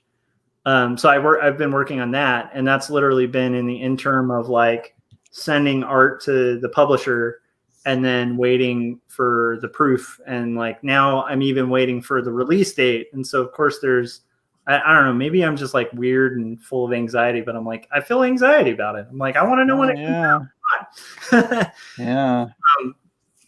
But like in that waiting period, I'm just working on the next thing because I'm afraid of that. Like if I stop, I just think I'm going to lose that flow, even though it's like a totally tense flow. And like you were describing, that's kind of how I felt. Like I just haven't had a ton of time to think because I'm just working on the next thing, Yeah. So, but I also like that. Like, I feel like that's when I do my best. You know what I mean? Yeah. Like when I stop and go like, okay, here's like the big question. What do I want my career to be? That's a killer for me. You know what I mean? Yeah. That'll wipe me out so quick and put me into like art block for like a month or something. Oh, dude. Well, I'd much rather have something, written down for me to do tomorrow that I don't think about, So. Yeah, those big like questions, and it's funny because a lot of times they'll come when you're doing something that's like what you want to do. Like they'll kind of come along when you're finishing the comic and you've always wanted to like make that comic, and then you made the comic, and then it's like you just doubt like, should I have even gone into comics, and like maybe I should have been a lawyer. Like I don't know. Over the place once I opened that, like that wormhole where it's like and a lot of it's like fruitless because it's like at the end of the day, like, I don't know how you guys feel about it, but it's like I do have those thoughts sometimes where I'm like, maybe I should have picked something other than art. But it's like in reality, like I'm just like, it's kind of the direction I've picked, and this is kind of the thing I'm good at, like so. Yeah. it's like kind of a fruitless thought for me to be like, well, what if I like, it's almost like if you're swimming and you just stop and go, maybe I shouldn't be swimming. You know, it's like, well, I'm in the ocean right now. So it's just like better to keep pace, you know? I don't know. No, I think that's a good point. Yeah. You know, it doesn't really, I never like had that moment of like, okay, I want to do this, where it really pays off. You know what I mean? Yeah. It never like, I always look back and go like, why didn't I, you know, especially when I stop or I talk myself out of doing something, then I always like, I'll come across that thing, whatever it was later. And, you know, it's just like, I mean, not everything's going to be your all-time best work, but everything you do, it has some degree of coolness. And, Yeah. you know, I always look at those things and go, I should have finished that. That would have been a neat book to have. You know what I mean? Yeah. So. Totally, dude. And the other thing is like, it's, I don't know how often, like one thing I always ask myself, like when I'm starting to go down that hole, you know, which I think a lot of artists do, Yeah. but I'll just ask myself, like, when was the last time like doubt and like freaking out like got me any creative work or any bit creatively further, you know? Where it's like just those moments of just kind of leaning into it and like faith where you're just like, dude, I'm gonna like just trust that I know what I'm doing. And it's kind of like building that thing like that you built a freaking shed out of nothing. Yeah. And like, I bet what part of why I would suck at it is I'd be full of self-doubt the whole time I'd be doing it. Whereas it's like, it's like when you're doing that, you probably have to have a sense of like, look, I'm going to do it. I know some stuff about construction. I have access to the internet, you know, like it's like, I'll just kind of do it as I like, we'll figure it out, you know, like that kind of thing. And then you've built stuff before, so you gain a little more of that. So you can be like, okay, well, I've done this, so I could probably do this. Yeah. I mean, there's a first time for everything. Yeah. You know what I mean? So it's like, even though I thought that I could do it this time, you know, that, you know, you go back throughout my life, there's always that, you know what I mean? I remember one time I took on this job, you know, I was just painting, and this one guy's like, hey, can you remodel a bathroom? And I was like, well, could I? I think I could. You know what I mean? And so I just took it. And then, you know, once I got into it, I'm like, oh my God, you know, because he's buying like all this super fancy like faucets and shit. And I'm like, I don't even understand how this thing works, you know? How am I going to put it in, you know? And it was just like a whole learning experience. But I know what you mean. Like, you're in that moment and, you know, you start doubting it. But especially when you're in that situation, you just got to keep rolling, because you can't just leave. The guy doesn't have a bathroom anymore. You tore out his whole one. So, you know what I mean? You got to keep going until, you know, and it works out at the end. And I think that, you know, it's just like the shed and whatever, you know, there's always that first time. So like, even if you were to have to do this, you know what I mean, and you had doubts or whatever, you'd still get it done. You know what I mean? Just like your book and stuff, you know? Yeah. And I think like, I don't know, man, like that's the thing, man. Like in fact, it's same with freelance or like doing stuff for clients. It's like, dude, I especially early on, and it never fails to happen where it's like, I'll get a job and I have no idea if I can do it. Like, I just don't, I'm like, I've never drawn this before, you know, like there's all this potential for it to go wrong. And it's just like, you just kind of have to get in this flow of just like, okay, I will figure it out. And I have figured out other things. And yeah, but it is funny. To me, I would love to get to a point where that just is never an issue. I don't know. Right. Yeah. I don't think you know, I don't think anybody's like that, you know? Yeah. Even like the big shots and stuff, I think that like there's still times where they, you know, have doubts. And like you guys both work, you know, you'll like go getting like Scott, you'll go work at that like card or the pen or what was it, like a stamp place. Yeah. And for a while, and you know, you're like an art director. To me, like, oh, art director, that sounds scary as hell. You know, I couldn't even imagine like, you know, trying to like talk my way into something like that. But you know, you did it, and you know, and now you do it, and I'm sure it's like no big deal to you anymore. So, you know, same kind of thing, I think. Although even in that, like that's one thing that's also helped me get really comfortable, which is like curveballs, because it's like, you grow really comfortable with just like, okay, that's something we've never done. Now we have to do that. Okay, we're gonna do it. And then you have to lead people doing it, and it's like, I don't even know what I'm doing, like, so you kind of like into it, just go, okay, well, we're gonna figure this out together, and like and we will get by, like and then like you actually start realizing like it's like even with teams, man, if you doubt a team, right, like that ruins the team. It's like a self-fulfilling prophecy, like we've all had that too, where it's like you're working somewhere and your manager's like watching everything you're doing, like waiting for you to screw up. It's like, right, that's like the kind of boss that you will make a ton of mistakes around, because you're just like, oh yeah, that is so true. Why is that, I wonder? Yeah, when you got the guy looking over your shoulder, that's like when you do the dumbest thing. But it drives me crazy with that kind of thing. Yeah, and I kind of feel like it's almost like because they're like anticipating a mistake, It's like you want to see a mistake, and it's like almost like a self-fulfilling prophecy, where it's like it's almost like they're putting out bad vibes, and you just you read it. Yeah. Whereas like if somebody were like, dude, like paint this thing. Here's some information. If you have any questions, ask me. But I know you can do it because you rock. Like that's a lot more engaging and interesting than like are you gonna draw that hand that way? Like that's like, yeah, really. Yeah. Oh man. So yeah. By the way, that poster is coming out. Awesome, dude. Oh, thanks. Yeah. Yeah, thanks. I'm looking forward to getting through it and getting done with it. So it's been dragging, but I mean, I don't know. It is coming, it's come along. So I'm happy with it. But it was a tough one to start out with. I was like, oh my God. Yeah. So. Yeah, I think we're getting the joys of seeing the like kind of more fun part where you had everything blocked out. But now it's like rendering, but it's like that blocking out phase, man. That's rough.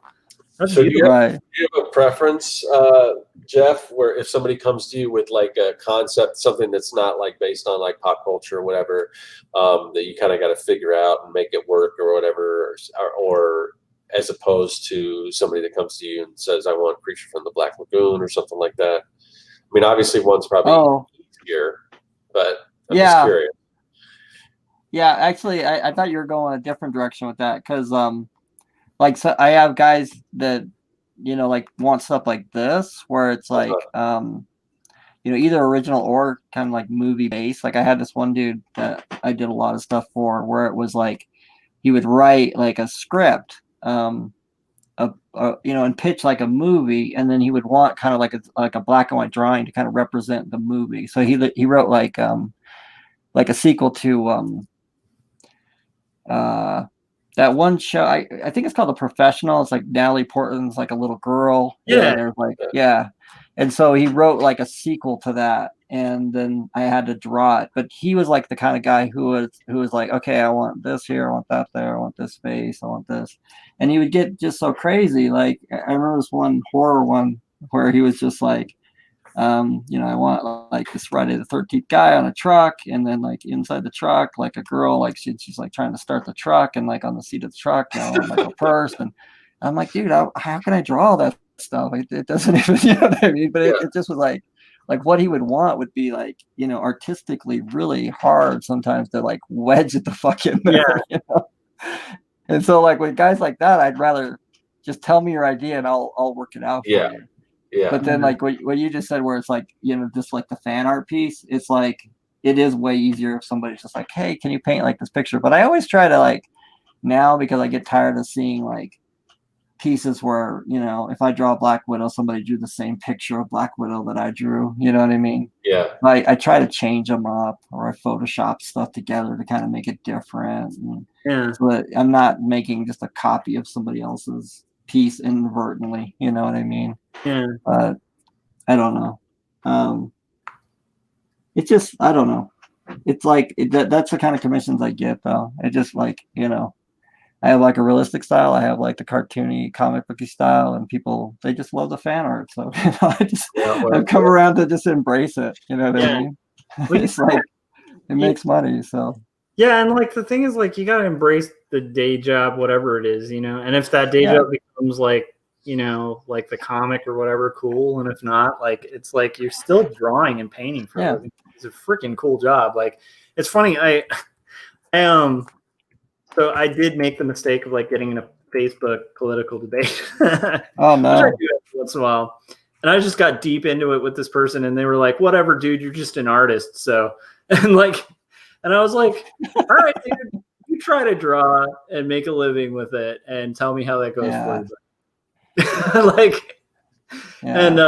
And I realized, like, I try not to get cocky about it, but it's like, we have a pretty cool job. Like, it's pretty rad, And so, I don't know. Yeah. I'll take drawing over, like, it's like I'll actually forget how cool what we do is sometimes. And then, like, I have to remember, like, there's guys out in the hot sun, like, laying concrete, which is a rad job.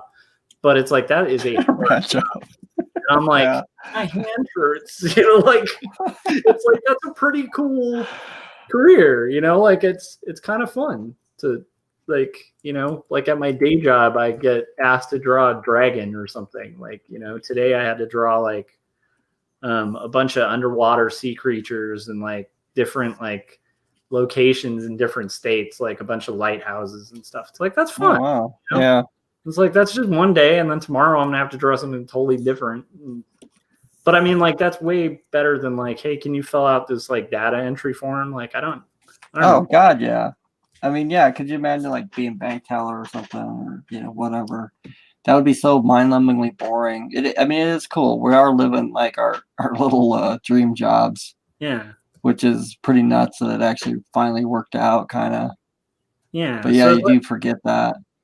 Yeah, I mean, it's like, it's like, so maybe fan art's not the thing you want to draw that day, but it's like, it's a hell of a lot better than like having to like kiss up to some crappy boss at a workplace. Oh, like, God, yeah. I tried going back to work once, and it was it just made me realize, like, just like, oh yeah, I forgot I forgot this part about it. Yeah, oh yeah, this part. And then, at the end of the day, you're like, this fucking sucks. I'm getting the hell out of here. I mean, I don't know. I try to keep that in mind on like the tough days, but I don't know. I don't really have tough days anymore. I really do like, I really love getting commissions. Yeah. And the only time I don't like it is when, like right now, when I'm like super swamped and like 3 people want something at the same time, and I'm bad about that, being like, okay, I can do that for you, and then like the next night comes like, okay, I'll do that and I'll get you ahead. And the next guy, okay, I'll do yours first, you know what I mean? And then I have 3 people that I'm like late with, and it's just, I'm always bad about that. But that's the only stressful part of the whole thing. I mean, whatever it is, and I've drawn some weird shit. It's like, I just have fun doing it, So that's what it's all about. And it's like, like my wife's doing like 5 kids books, and then she just got flooded with work. But what's funny is she's finished like 2 kids books, but she's still doing 5 kids books. Like, I don't know what happened, but it's like every time she gets one done, another one comes, which is cool. It's like, I feel like that's kind of, I feel like that's like the breaking point where I got to go full freelance, because it's like that's usually the tipping point where you start having to be like driving commissions, where it's like, okay, I might have overfilled my plate here, So it's fun to watch, but it is interesting, because we've been in that survival mode where I'm working on my pitch, and she's like just knocking out kids book pages, and then like then we got to take care of the kid and stuff, and it's like, but it is this like Zen thing where it can be overloading, but that's kind of similar to the same thing we were talking about with art, where it's like, it's good as long as you just don't have those moments of like, wait, what am I doing? I took on too many, and so.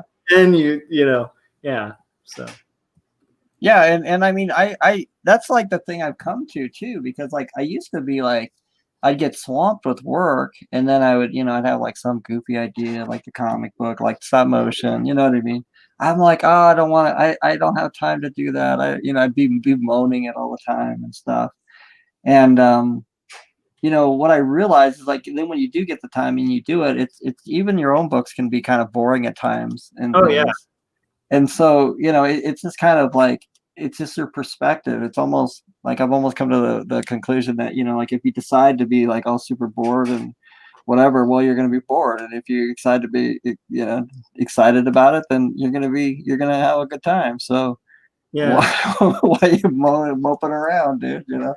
Yeah. But I was going to, yeah, if you're like a book star too, like, and you're like doing your own book, then it's going to be like you're pissed at the editor, and if it's not the editor, you're going to be pissed at the audience, and like you can always be pissed about something, like like the perspective like really does define that, I think, Yeah.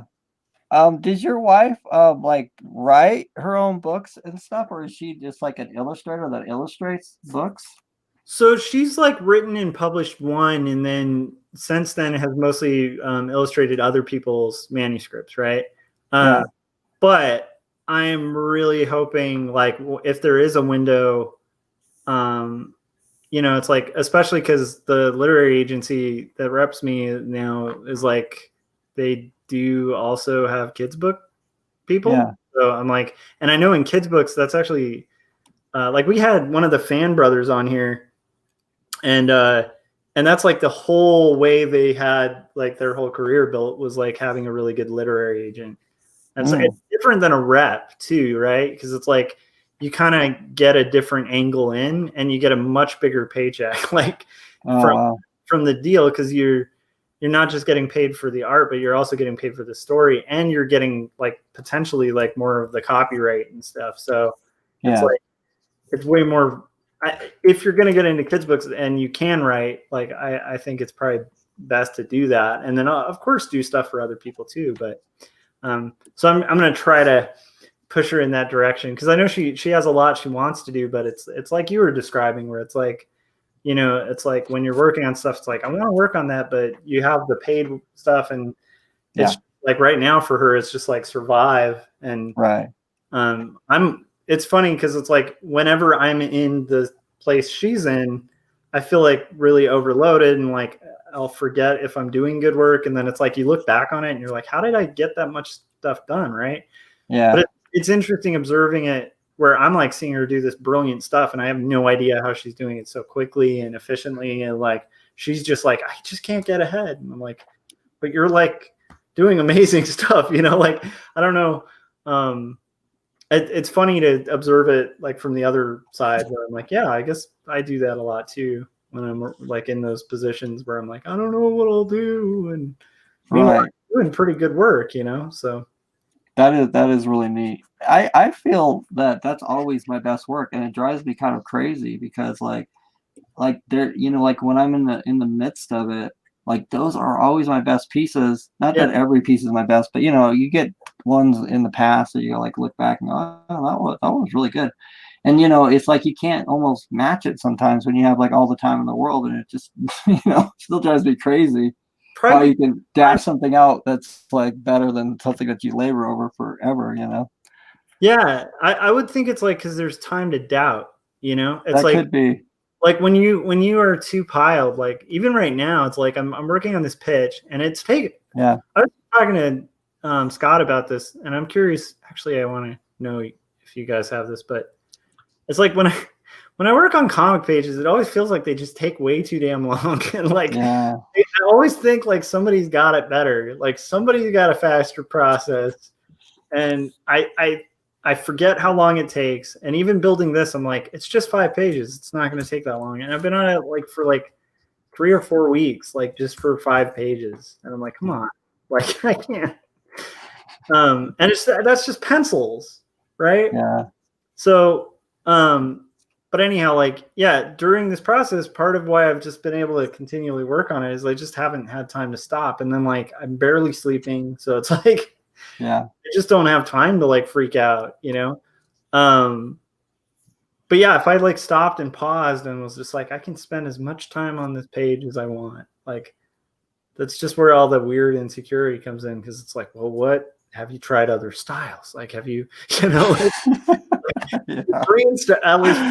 do you guys have that at all? I mean, like, I don't know. Yeah, absolutely. Yeah. I just, right when I got my studio done, I had like a bout of that. Like I'm like, you get it done, and like I was like hanging up some art, and I don't have a lot of art because I sell almost everything, And I was like, man, I want some cool art in here, And so I'm like, I'm gonna do like the coolest piece, like real quick before I get all these commissions. And I just had like, when you can do anything and like anything's up for grabs and all this kind of stuff. I had like some real sort of like meltdown for a week where I was like, just sort of like almost like I don't know what to do, I don't know how to paint anymore. I can't, it took me a minute, and then I just went to the commissions. I was like, oh, thank God I can still draw, Yeah. That I don't understand, but that's I think kind of like what you're saying. Yeah, I've been doing a bunch of digital stuff lately, and I just I had to do that sketch cover, and it's been a while since I've done anything traditional. It's like at first I'm like, can I still do it? And then once I started doing it, I'm like, man, I kind of miss doing this traditional stuff. But yeah, that's honestly, man, anytime I see Jeff paint and do his thing, it makes me really miss painting. Like, and I'm never like I'm nowhere near the level of painter as you are. Like, it's just the way you do. You're a good painter. Yeah, I've seen your paintings; they're really good. Yeah, but there's not a lot of people like who can pull off like the level of what you're doing. But it's so inspiring and it's fun, and like seeing like kind of some of the splatter and like just mixed media. It's like it's so fun. Like it makes me really miss painting anytime I see it. Yeah. Well, the next comic, you should do a painted comic. Oh man, I don't know if I'm you, man. But I'm the same way though. There's so many times like, especially with the Berserker, where I just was like, man, why did I paint this? I should have done black and white. Josh got it so easy. And all these other guys are doing black and white, and you know what I mean. It doesn't matter which side of the coin you're on. Then it's always like the grass is always greener, kind of thing. Yeah, it's so hard to figure out. I do still like. It's funny even talking about it. I know it's a lie, but I still like know there's somebody out there, man. There's somebody. He's got to figure it out. Having a lot of fun doing this stuff. Yeah. I wonder. I mean, I really do. Though I don't think I mean, is there a guy out there who is just like, who's got the confidence of like Frank Frazetta or something, or was Frank Frazetta doing the same exact thing? Like, oh, I can't paint today. I'm never going to paint again. I can't draw Conan. Yeah. It's just hard to the guy having a bad drawing day, Yeah, it's hard to imagine, but then, there's still people. So I don't know, man. Had to happen. Yeah, I think so. Totally. I remember reading some article, and it was like somebody going to visit him, and he was showing him like he did like a black and white book sort of in the 90s of just his drawings. I think for Danzig Company, and he was showing him the drawings like at his house, and the guy said, Frazetta said something to him like, I just decided I was going to do one a day and I wasn't going to worry about it. And I always thought, whoa, that's it right there. That just shows that, like, one a day and not worry about it. That sounds like me saying something like that, because it's like, well, what about why not do it more than one a day, or like not more than one a day, but like, space it out and like really work them. And because it's like, then they turn into this ordeal, just one a day, finish it, get on to the next one, Yeah. And so, yeah, I bet he did have, just like anybody. I think everybody has doubts at times, Oh, for sure. But who knows?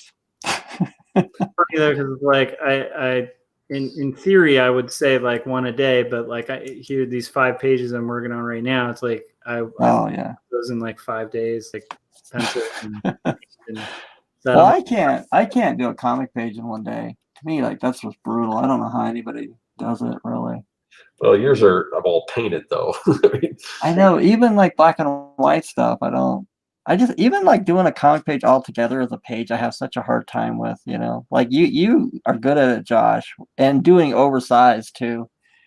That's another like scary thing, like I don't know. Oversized is just a cheat. It's a cheat. It's like I do an oversized so that at size it's going to look really nice, because it's like if I did it at size, it's just not going to look that great.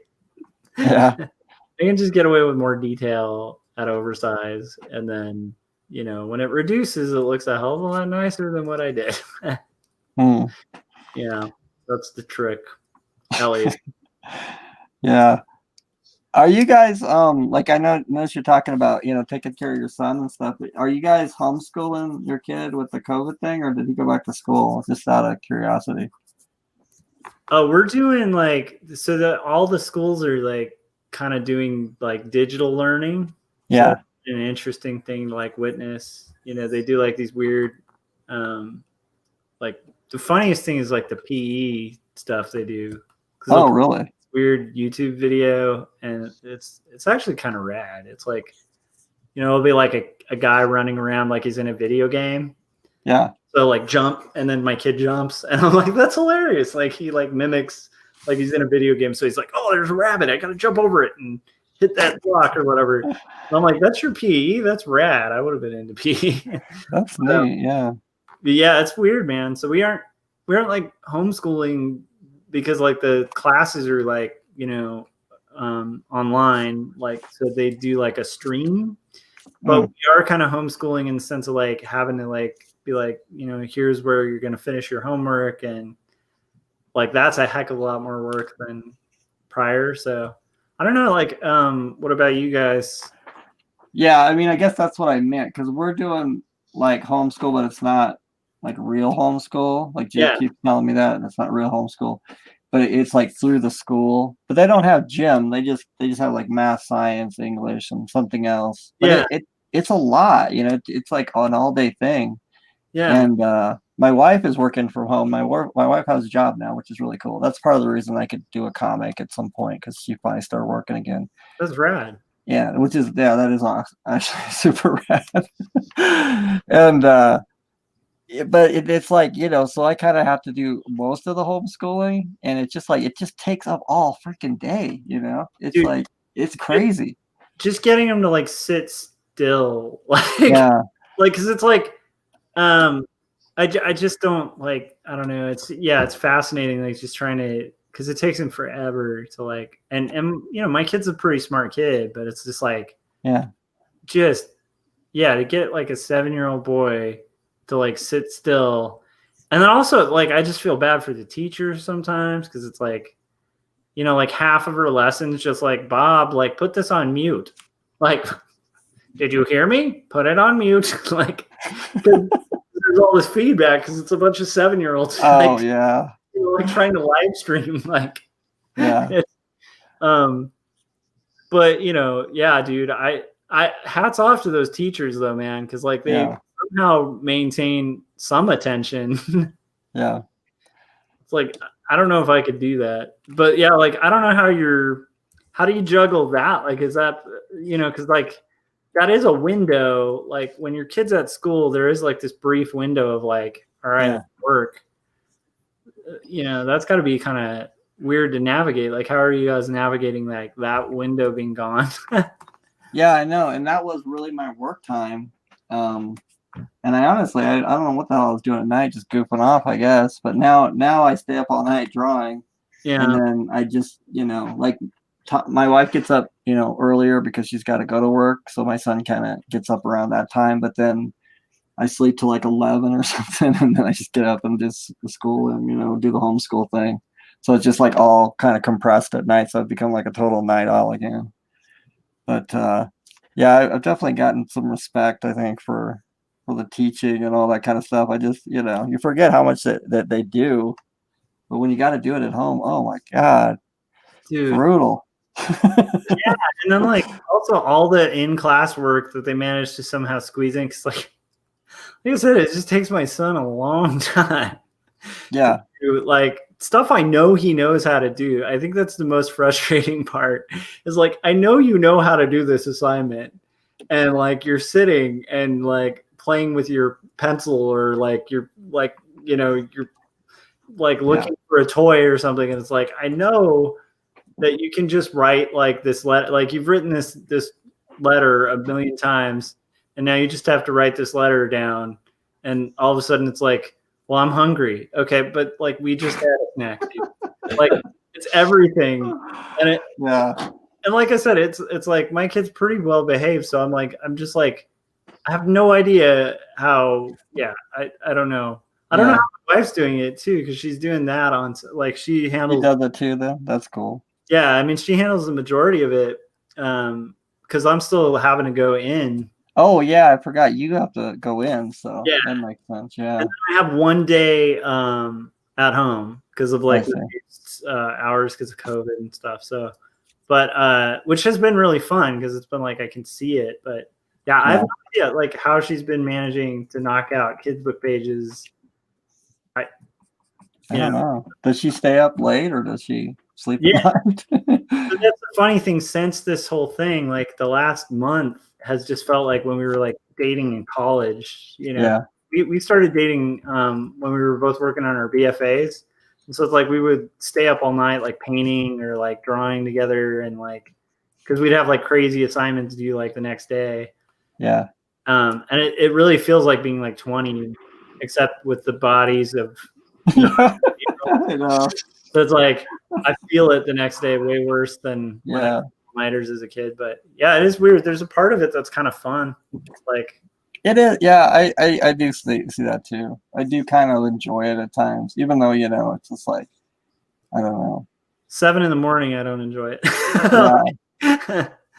They just get in like my son will just get into these rants every 5 minutes about how school is dumb and he doesn't, blah. And I'm just like, can you just like, I don't need to hear like you just like told it to me like 100 times. Just freaking do the problem. I don't know, man. But yeah, this has been crazy. This whole freaking year has just been so out of control that I don't even know what to think anymore. Yeah, it's just like I think a practice in like just kind of being in the moment, because like anything beyond the moment is just like who freaking knows? Like who knows like anything anymore? Like who knows if there'll be an economy? Like just have no idea like what. It's really weird, and I think like I'm a person who like I don't tend to wing it too much. Yeah.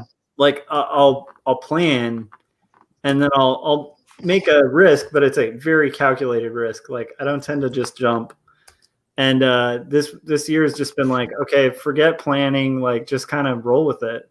Might have been why I was like more comfortable with the whole book thing, because it was just like, well, at this point, I don't know, what do I have to lose? Like there's like everything's chaotic. So who knows, it's been, man, I don't know. Like, what kind of things have you guys been doing to kind of keep some kind of normalcy or something like now, Well, I mean, honestly, I just, just working and, we just kind of stay on the schedule. We really don't do anything because we don't go anywhere other than like, say, the grocery store. And, even though like the COVID thing is kind of like, I don't think it's as bad around here. Like people, especially like moving from Boulder to up here, it seems like less people wear masks and stuff, and they don't seem to be as locked down as in Boulder was, Yeah. But it's still like, I don't know. I don't really want to go to a restaurant and eat or go to, I don't even know if movies are open or anything. Yeah. So we're just, and then with the moving, everything's busy, and I just building everything, and I don't know. Now I'm also. My wife wants we have like this little attic, which is was my first choice for a studio, but it's really tiny, But then now she's has the idea of me putting an office up there since I built this whole studio outside. So I'm like, well, I guess I could do that, So it's kind of like a new project I'm starting, but I don't know. What else can you do than just just get up every morning and do your job, I guess, do your stuff. Funny. Yeah, just be thankful you can do your job. That your job is there to do. That's true. I would be going nuts, honestly, if I was one of these poor guys who got laid off, and you don't know if you're gonna go back to work and all this kind of stuff. That would be terrible.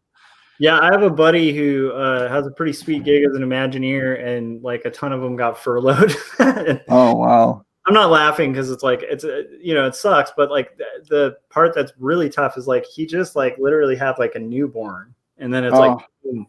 And it's like I don't know, like he's doing okay. Like what's been surprising to me is like everyone I know is somehow like okay, like they're not. It's not like we're all great, but it's like I think had somebody like 2 years ago been like this thing's gonna happen and kind of described it, I would have thought of a lot of people getting a lot more, like somehow not scraping by as well as people around me. And I think I feel fortunate because I don't think that's the case for everyone.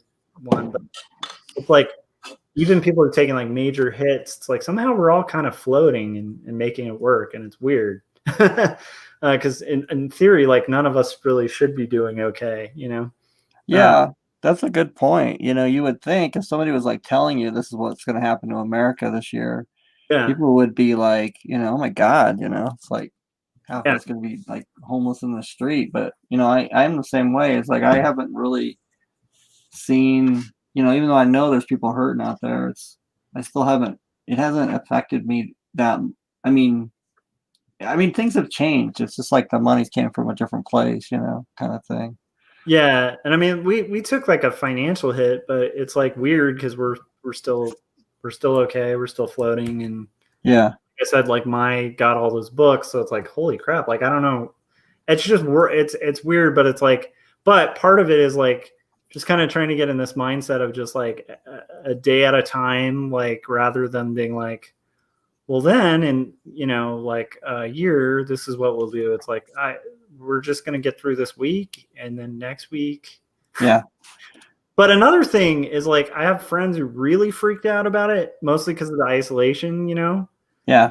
And I feel like we all have a real advantage on that. Cause it's like, yeah, I'm a cartoonist. So like, right. It's like a change. Cause like, every once in a while I like to like, maybe meet a friend at a bar or something, Yeah. But it's like, it's not like a massive lifestyle change for me. Yeah.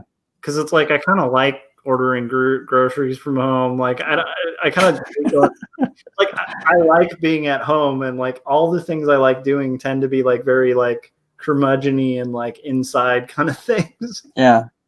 So, it's like I don't know. I've had friends be like, I don't know what to do with myself. Like I'm at home for 8 hours, and I'm like, yeah. I want 8 straight hours to just draw. That's fun. So, I don't know. Yeah. Start doing comics, man. Oh, it'll be great. Yeah. I feel like we're built for it. The only problem is like, will there be anybody at comics after all this madness? Yeah. I don't know. Oh, sorry. I was going to say we've been going for 2 hours. Holy smokes. Yeah. I just got really. What happens when you get people on that you haven't talked to in so long? Yeah. Yeah. And I don't even think we talked about monsters at all. We should all. I already went and changed the thumbnail. I haven't uploaded it. I changed the thumbnail. Okay. So I just I was changed going to say we should all throw out our favorite monster. Yeah, let's do that. All right, favorite monster? Okay. Let's hear it. Who's your favorite monster, Scott? Mine. Oh man, it's got to be a toss-up. Visually, Creature from the Black Lagoon. Favorite monster of all time, though, probably Frankenstein's monster. Oh, okay. How about you, Josh? Man, it's tough with monsters. I mean, like I really like, Bemular from Ultraman. Like if we're talking monsters, but I know the kind of monsters we're talking, like universal monsters. So no, it could be any monster. I think it could be any kind of monster. Okay, then I'll say Bemular from Ultraman. He's awesome. He like shoots laser rays out of his mouth. He's kind of a sad ripoff of Godzilla, but he's just kind of rad and has a funny face and no neck. So yeah, I like him. Yeah. And mine would be, I would say Bigfoot. So. Ooh. Ooh. Bigfoot. Yes. I don't know. Yeah, Sasquatch. This is a tough one because I almost want to. Now that I'm thinking, I almost want to change my answers to the Xenomorph from Alien. But that's a damn good one. Rancor, it's like there's some good ones. All right, so it's been awesome to have you on, Jeff. Let's see. So where can everyone find you, Jeff? Well, I do still have my website, jefflafferty.net, which leads to, commissions or eBay and all that kind of stuff, and my YouTube channel. So I guess that, jefflafferty.net, and you can hunt me down everywhere else. Oh, yeah, and then we're doing the Artcast again. So anybody want to come watch, Jib act like an idiot, can come on over to my channel. Are you doing that? How often are you doing that now? Well, we're trying to get back on the old schedule of every day, but I don't know. It's kind of hard. So we might it might be more like Mondays and Tuesdays and Thursdays and Fridays or something. But it's just hard to say. It's like, once everybody wants to draw, it's kind of like it just takes over. So who knows? Yeah. I noticed, like even this week we kind of like, we'll do one, and then we did 3 or something. So. Right.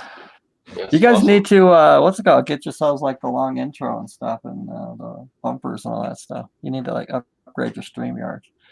That's true.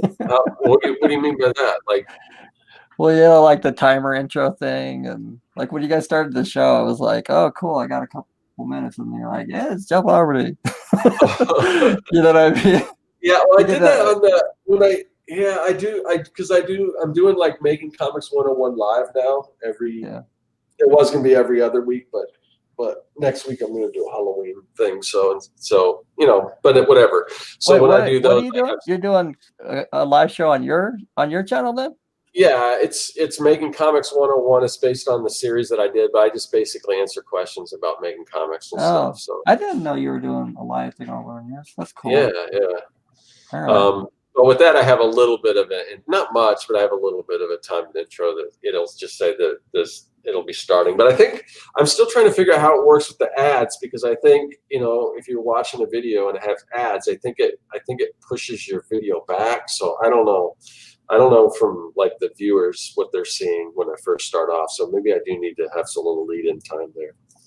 You mean the like the monetize button, like you can actually monetize while it's live or whatever? Is that what you're talking about? Well, like if somebody's watching your video and if there's an ad being played before the video, then does that mean that they're behind when you go live?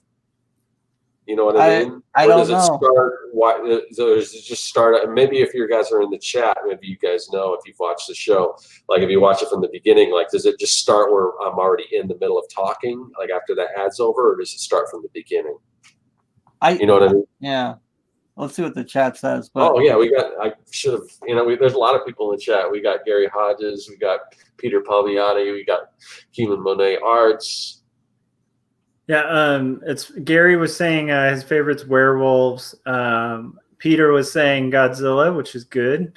Beetlejuice, which I was like, that's a good one, man.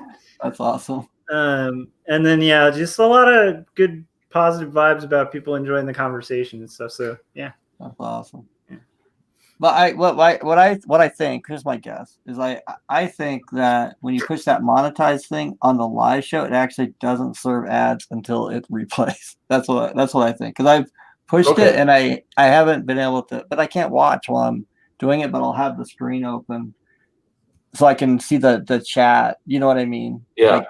Because I don't know if it's with you guys, but on StreamYard with me, like my chat will run like behind the actual chat. So like Gibran will be sitting there watching the chat and he'll like be reading comments before I can like see them and put them on the screen. It's really weird. So I'll pop that open.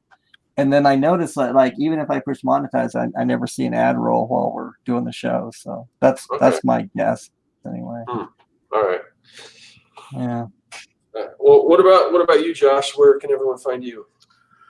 Oh yeah, you can find me at joshuakimball.com, and you can also find a preview of my comic about faith and mental illness that I hand wrote, hand lettered, and hand inked, and will hand to you in print from Marcosia Press shortly. But you can see a little snippet preview of it at quarterlystories.com, and yeah, hand it over, dude. I've been hearing that for freaking 4 years now. Yeah. I know, I can't wait. It's getting close. Hopefully. As far as me, you can find my stuff at circworks.com. Comic Maker Starter Kit is available for free if you want to download that. I also have a bunch of digital products for making comics, so check that stuff out. There's some, I think I've got some kind of Halloween sale going on right now and some of my Halloween stuff on my website, circworks.com. I'm also right here on Circworks on YouTube, where you can check out Making Comics 101. If you haven't seen that already, it's an entire series on just how to make comics. And lately, I've got a couple episodes where I'm doing that live stream that we just talked about. So that's what I got going on. And it's been great having Jeff back on. It's always good to have Jeff back on. So thanks for coming on, and seeing some familiar faces in the chat. So thanks for everyone for showing up. And maybe next week we'll talk a little more about monsters or Halloween or something like that. We'll see who our guest is going to be and everything. So. But this was a great conversation, so I'm kind of glad it went the way it did. So, all right, we'll see everyone later. Bye. If I can hit the button here. Spoiler: we're all monsters.